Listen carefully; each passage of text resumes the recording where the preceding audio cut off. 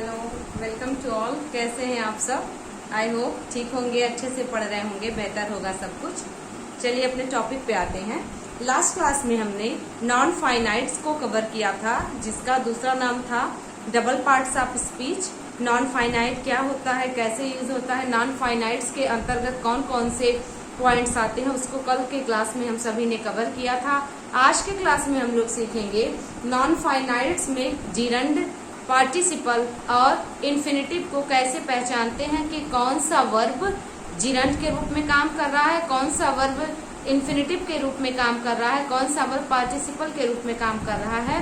और आज की क्लास में ये भी जानने को मिलेगा कि कौन कौन से ऐसे फिक्स वर्ब्स हैं जिनके साथ टू प्लस वर्ब का फर्स्ट फॉर्म यूज होता है हमेशा, कौन कौन से ऐसे वर्ब्स हैं जिनके बाद जिरंड हमेशा आता है, कौन कौन से वर्ब्स हैं जिनके बाद हमेशा पास्ट पार्टिसिपल का ही यूज किया जाता है। तो चलिए क्लास स्टार्ट करते हैं। तो कल की क्लास जो थी हम लोगों की, उसको हम लोग बेहतरीन तरीके से समझे थे।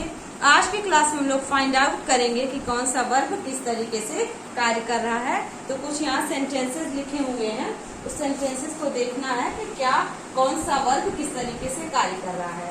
तो देखना होगा हम सभी को। फर्स्ट सेंटेंस है to find fault is easy. तो इसमें वर्ब कौन सा है? जो मेन वर्ब हम लोगों का ये टू प्लस फाइंड है। To is human, to forgive is divine. ये प्रोवर्ब है, कहते हैं गलती करना इंसान का कार्य होता है, लेकिन जो क्षमा कर देता है वो ईश्वर के समान हो जाता है। तो टू फॉरगिव इज डिवाइन ऐसे करते हैं, एक फ्रेज है, प्रोवर्ब है, फ्रेज है, जो भी आप कहेंगे। आगे देखेंगे I forget to post you letter. एक वर्ब फॉरगेट है, दूसरा पोस्ट है, तो इसमें इन्फिनिटिव कौन सा माना जाएगा? इसमें इन्फिनिटिव हम सभी का टू प्लस वर्ब का फर्स्ट फॉर्म। यहाँ देखेंगे प्ले है, यहाँ वर्क है, टू डांस है, इस वाले सेंटेंस में डांसिंग है, सिंग है, बिलीविंग है, स्टार्ट है, रीडिंग है, माइंड है, ज्वाइनिंग है, कमिंग है, हेड्स है। ये सारे वर्ब्स हैं, लेकिन कौन सा वर्ब किस तरीके से कार्य कर रहा है उसको हम सभी को देखना होगा।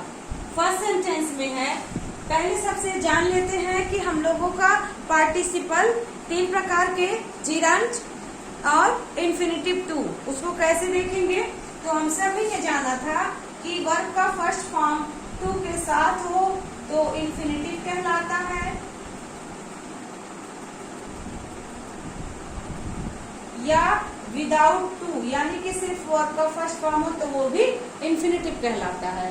जिरंड में हम सभी ने सीखा था वर्ब का आईएनजी फॉर्म होगा और कैसे कार्य करेगा, एज अ नाउन, तो वो हमारा जिरंड कहलाएगा। पार्टिसिपल में हम सभी ने सीखा था तीन प्रकार के पार्टिसिपल। पहला था प्रेजेंट पार्टिसिपल,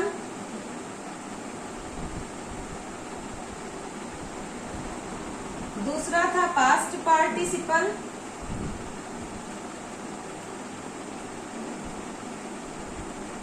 और हम सभी का तीसरा था perfect participle.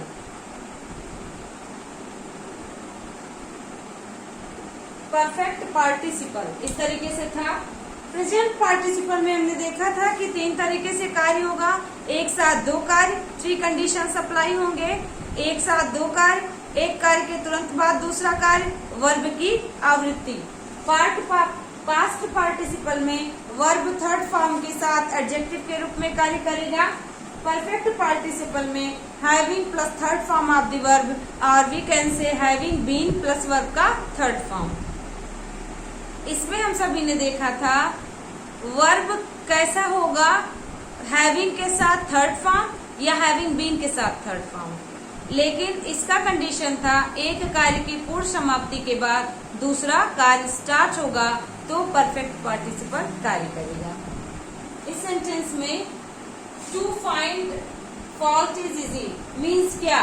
To find fault is easy subject की तरह आ रहा है, गलती खोजना आसान है। तो हम सभी का ये क्या है, ये टू प्लस वर्ब का फर्स्ट फॉर्म इंफिनिटिव है।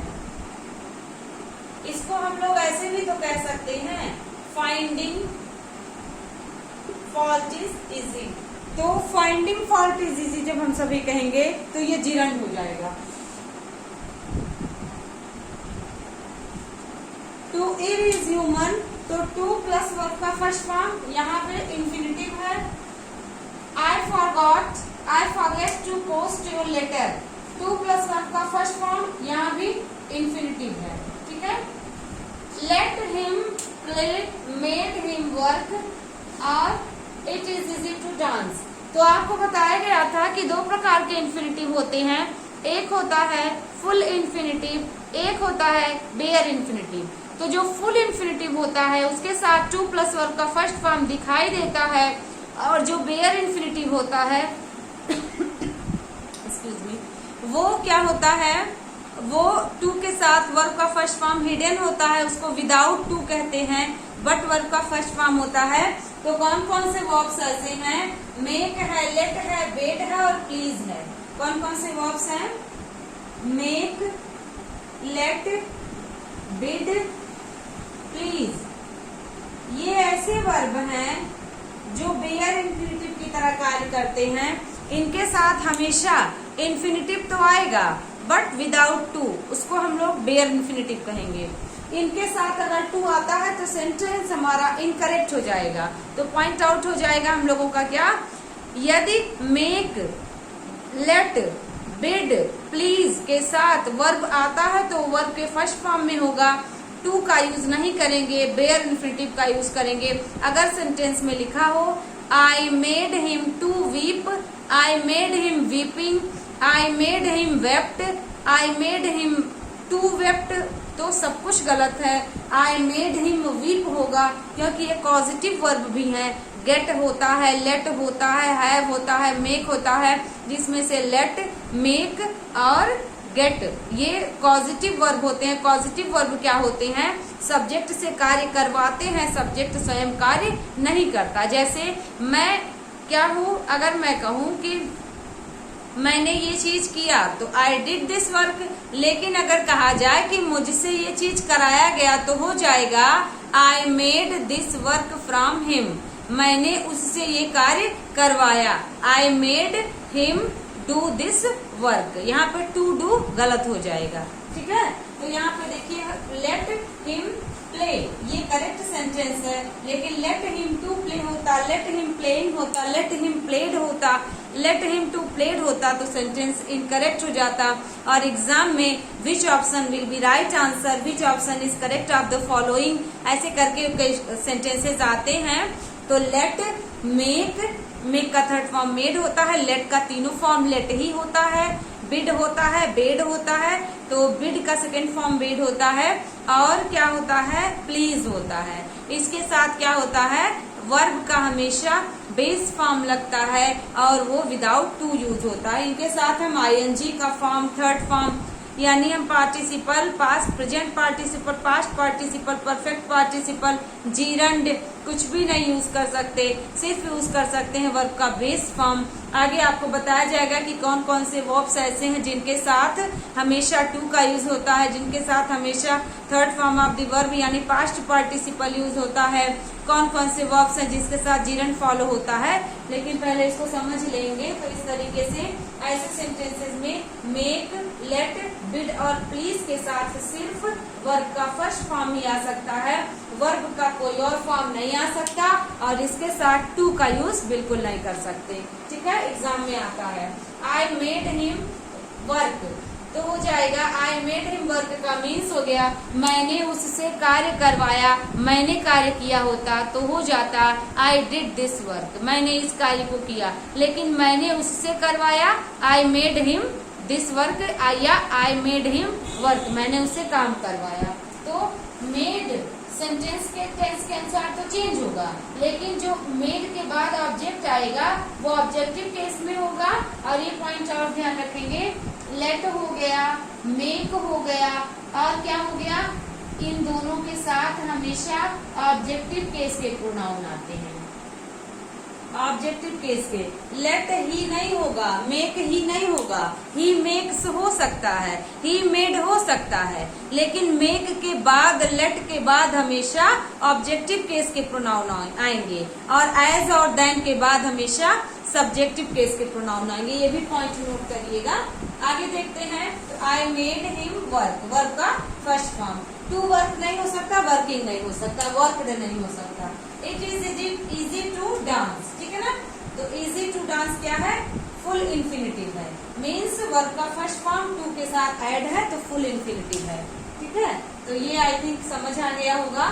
यहाँ देखते हैं डांसिंग, अंडरलाइन करके पूछ ले डांसिंग क्या है। ऑप्शन दे दे, gerund, present participle, infinitive, perfect participle. तो जीरंड में भी आईएनजी पढ़े हैं, प्रेजेंट पार्टिसिपल में भी आईएनजी पढ़े हैं, लेकिन ध्यान रखना है प्रेजेंट पार्टिसिपल में आईएनजी हमेशा एडजेक्टिव की तरह आएगा, और जीरंड में आईएनजी नाउन की तरह आएगा, जिसको वर्बल नाउन कहते हैं। अब बताना होगा कि डांसिंग क्या है। तो अगर डांसिंग को हाइड कर दिया जाए और पूछा जाए is an art, what is an art, तो आंसर आ जाएगा डांसिंग एक आर्ट है। तो dancing as a subject use हुआ, और सब्जेक्ट के स्थान पे नाउन या प्रोनाउन ही आ सकता है, इसलिए हम एडजेक्टिव ना मान करके ये हमारा क्या हो गया, ये हमारा हो गया gerund. It's very easy but important है, समझना होगा। सीइंग इज बिलीविंग, ठीक है, देखना विश्वास करना है।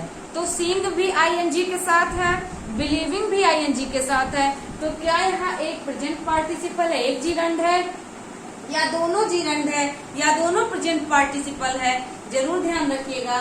ये क्या देखना, क्या विश्वास करना है, तो देखना विश्वास करना है। देखना क्या है, देखना विश्वास करना है। तो इसलिए ये भी जीरंड की तरह कार्य कर रहा है, but gerund as a subject कार्य कर रहा है। यहाँ पे बिलीविंग एज अ ऑब्जेक्ट कार्य कर रहा है, ठीक है ना, एज अ ऑब्जेक्ट कार्य कर रहा है।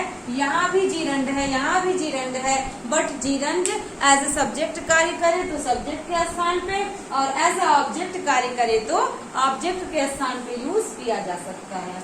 Next sentence is start reading newspaper. तो कुछ पॉइंट्स ध्यान रखिएगा, ये तो समझ आ गया, हम इसको मिटा दे रहे हैं। पॉइंट ये ध्यान रखना है कि कभी भी प्रीपोजिशन अगर आप यूज करें, अगर टू को हटा दे, टू को छोड़ करके कोई भी प्रीपोजिशन अगर यूज होता है, तो प्रीपोजिशन के बाद हमेशा वर्ब का आईएनजी फॉर्म यूज होता है ना। तो इसको ध्यान रखना होगा, वर्ब का आईएनजी फॉर्म होता है। और क्या है, start, stop, after, before, like, keep, कुछ ऐसे वर्ब्स हैं जिनके बाद हमेशा वर्ब का आईएनजी फॉर्म ही यूज कर सकते हैं। हम लोग बिना आईएनजी फॉर्म के इसके बाद वर्ब नहीं रख सकते। ये कह सकते हैं आई स्टार्टेड, है ना, लेकिन क्या, डांसिंग, ना कि डांस्ड या सिर्फ डांस। इस तरीके से समझना होगा कि इसके साथ हमेशा अगर वर्ब आ रहा है, कीप, लाइक, स्टार्ट, स्टॉप और आफ्टर, बिफोर, इसके बाद आईएनजी रहेगा। तो स्टार्ट रीडिंग, क्या स्टार्ट करना, न्यूज़पेपर पढ़ना स्टार्ट करना, ये भी जीरंड की तरह कार्य कर रहा है। Start reading newspaper. I will mind your joining the other party. यहाँ पे ज्वाइनिंग क्या है, और एक चीज और ध्यान रखना है, यदि ING form of the verb रहे तो इसके पहले अगर कोई प्रोनाउन है तो प्रोनाउन किसमें रहेगा, इन पॉजेसिव केस। पॉजेसिव केस के प्रोनाउन रहेंगे। ये भी एरर में पॉइंट बना है कई बार कि माई को के जगह पे मी हो जाएगा, माइन हो जाएगा, आय हो जाएगा, तो गलत हो जाएगा। अगर ING form of the verb use हुआ है तो सेंटेंस में उसके पहले हमेशा पॉजेसिव एडजेक्टिव का ही यूज करना है। हम ऐसे भी रूल लिख सकते हैं, पॉजेसिव एडजेक्टिव के साथ हमेशा ING form of the verb use होता है, या पार्टिसिपल या जीरंड यूज होता है, कुछ भी कहें, तो हम सभी को समझना होगा आई विल माइंड और योर ज्वाइनिंग, तुम्हारा जाना, तो किसका जाना, तुम्हारा जाना, तो इसलिए यहाँ पे ज्वाइनिंग वर्ड ये पोजेसिव एडजेक्टिव है और ये क्या है, ज्वाइनिंग वर्ड एक नाउन है। इसके बाद देखिए माई कमिंग, तो देखिए कमिंग के पहले पोजेसिव एडजेक्टिव लगा है, तो ये भी हम लोगों का जीरंड है। इस तरीके से हम लोग समझेंगे।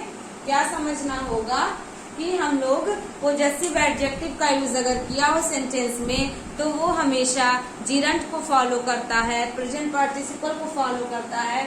इसके अतिरिक्त वर्ब का कोई भी फॉर्म नहीं आ सकता पोजेसिव एडजेक्टिव के बाद। और पोजेसिव एडजेक्टिव तो हम सभी को पता है कौन कौन से होते हैं, माय है, आवर है, हर है, हिज है, देयर है, योर है, ये सब हमारे पोजेसिव एडजेक्टिव्स हैं। इनके साथ कोई ना कोई नाउन हमेशा आएगा। ठीक है, तो ये सारे कुछ वर्ब्स हैं जिनको समझना होगा। इसके बाद कुछ और पॉइंट्स हम लोग समझेंगे।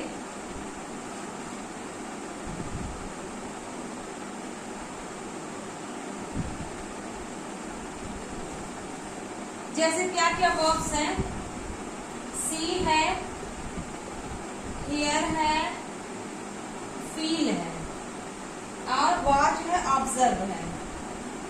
वॉच, ऑब्जर्व,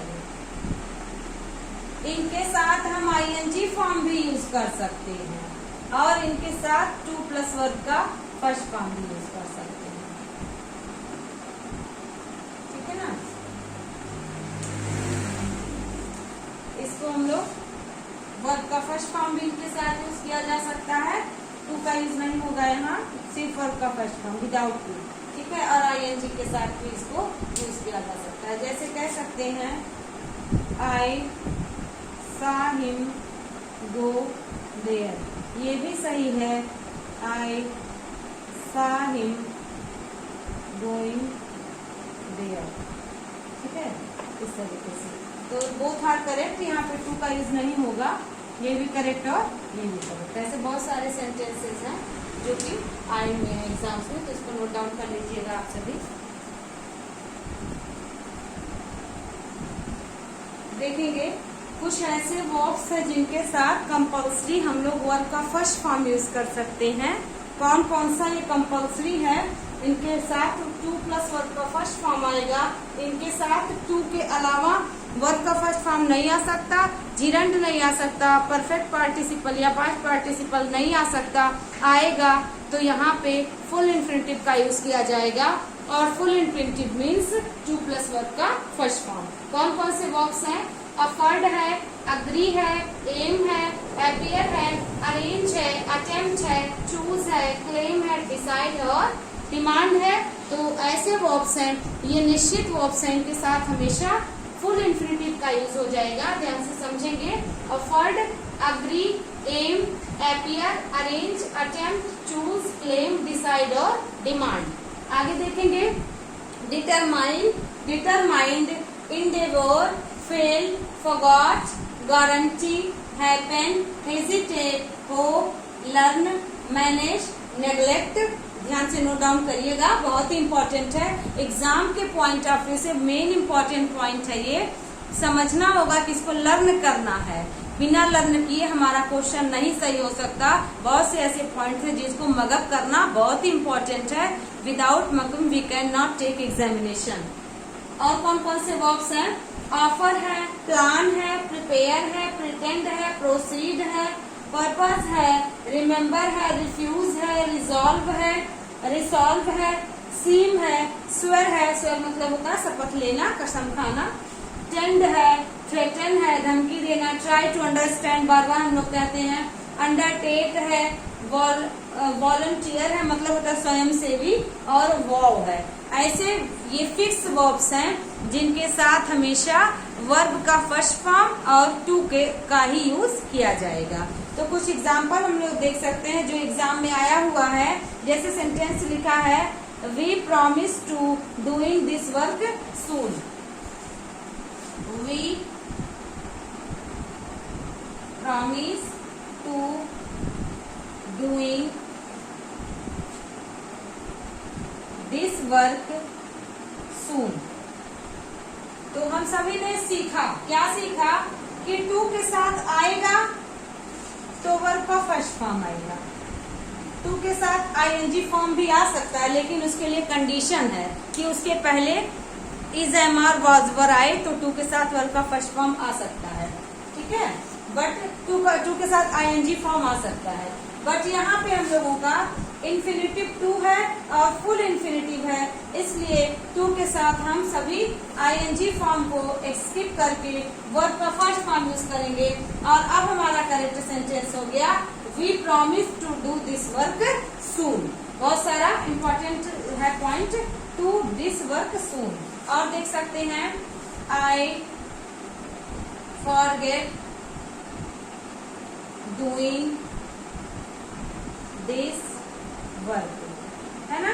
देखने में करेक्ट लग रहा है, but this sentence is an incorrect sentence, क्योंकि हम सभी ने सीखा है कि फॉरगेट के साथ वर्ब का फर्स्ट फॉर्म आएगा, और हम सभी ने सीखा है कि इसके साथ हमेशा वर्ब का टू रहे तो फर्स्ट फॉर्म, और फॉरगेट के साथ टू प्लस वर्ब का फर्स्ट फॉर्म आएगा।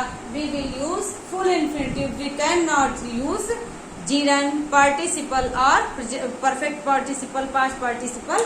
We will always use two plus verb का first form. It's very easy and important.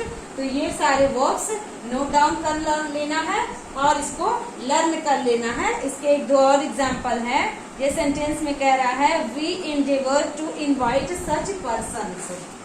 Okay, हम यहाँ पे डिलीट कर रहे हैं, मिटा रहे हैं। सेंटेंस लिखा है we endeavor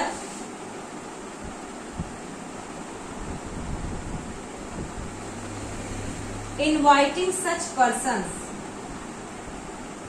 inviting such persons। तो ये एक इनकरेक्ट सेंटेंस है। और कैसे क्वेश्चन पूछा है, इनवाइट को अंडरलाइन कर दिया है और ऑप्शन दिया है। First option invited, second option to invite, third option invite, और fourth option to inviting. Which one is correct? यहाँ पे सारे रूल्स लिखे हुए हैं। यहाँ पे अगर हम इंडेवर वर्ड को पकड़ लेते हैं तो यहाँ हमारे सामने ही है कि इसके साथ वर्ब का फर्स्ट फॉर्म यूज हो जाएगा विथ टू, तो हमारा इनवाइटेड गलत हो गया, टू इनवाइटिंग गलत हो गया, इनवाइट अकेले गलत हो गया, इनवाइटिंग गलत ही है, तो हमारा क्या करेक्ट हो जाएगा? To invite will be right answer. It's very easy and basic, note down कर लीजिएगा, लर्न कर लीजिएगा।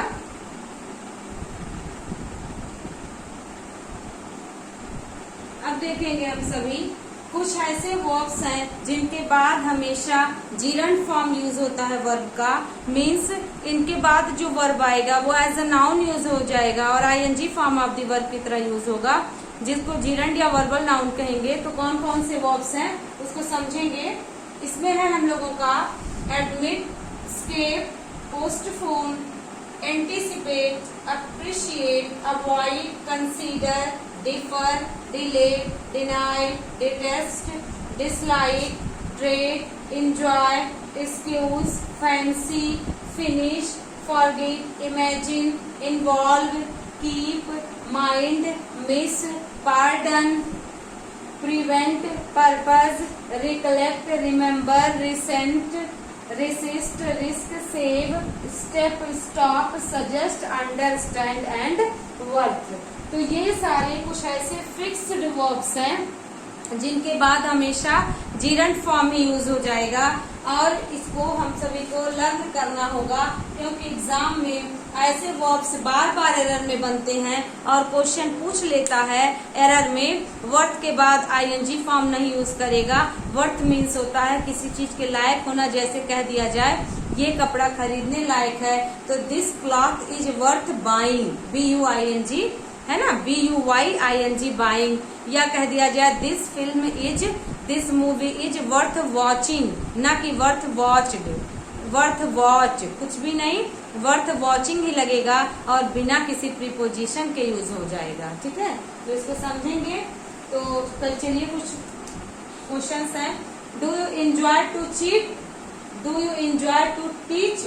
तो यहाँ देखिए इंजॉय जिरंड यूज हो जाएगा, तो हम लोगों का इनकरेक्ट है, इसका करेक्ट हो जाएगा do you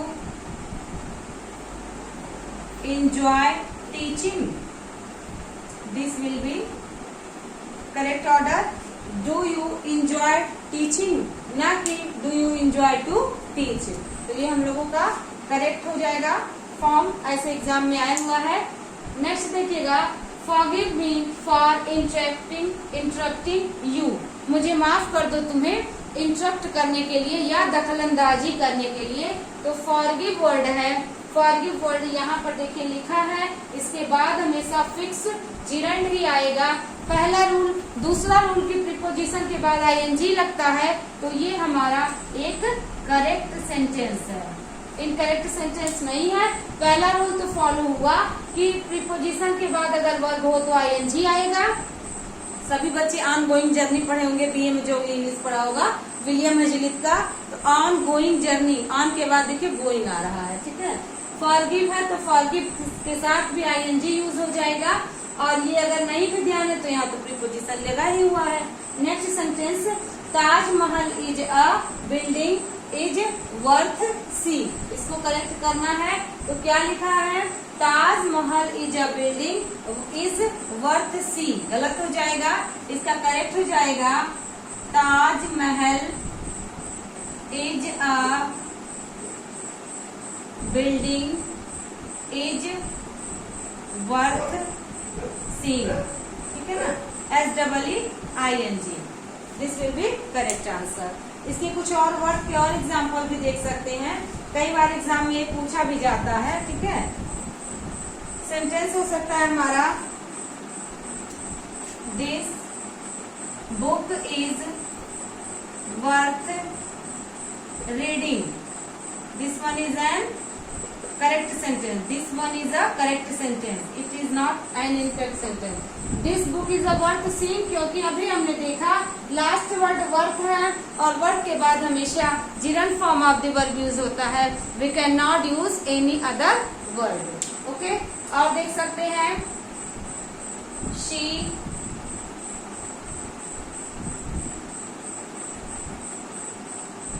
remembered me going. She remembered me going मतलब उसने मुझे जाते याद रखा, है ना, जाते हुए या मेरा जाना उसको याद था। शी रिमेम्बर्ड माई गोइंग यहाँ पे होगा क्योंकि आईएनजी है, उसके पहले पॉजेसिव एडजेक्टिव जो कि बताया गया है। तो इस तरीके से हम लोगों ने सीखा कि कौन कौन से फिक्स्ड वर्ब्स हैं जिनके साथ टू प्लस वर्ब का फर्स्ट फॉर्म, या हम लोग सीखते हैं विदाउट टू वर्ब का फर्स्ट फॉर्म, या हम लोग और आगे सीखते हैं जिरंड के वर्ब्स की कौन कौन से वर्ब्स हैं जिनके बाद हमेशा कंपल्सरी जिरंड ही यूज होता है। ओके, तो आई होप आज की क्लास आपको बहुत अच्छी लगी होगी, आपने बहुत अप्रिशिएट किया होगा, समझिएगा, इसको प्रैक्टिस करिएगा, और ये सारे जो वर्ब्स की लिस्ट हमने आपको बताई है इन सारे वर्ब्स को रट जाइए अच्छे से, क्योंकि एग्जाम में ऐसे ही इम्पोर्टेंट रूल्स पूछते हैं जिसमें बच्चे का ध्यान नहीं रहता और वो ग्रामेटिकली अपने रूल्स को यूज करता है, लेकिन कुछ पॉइंट्स ऐसे हैं जो लर्न करने होते हैं। तो आज की क्लास यहीं कंप्लीट होती है। Thanks for watching.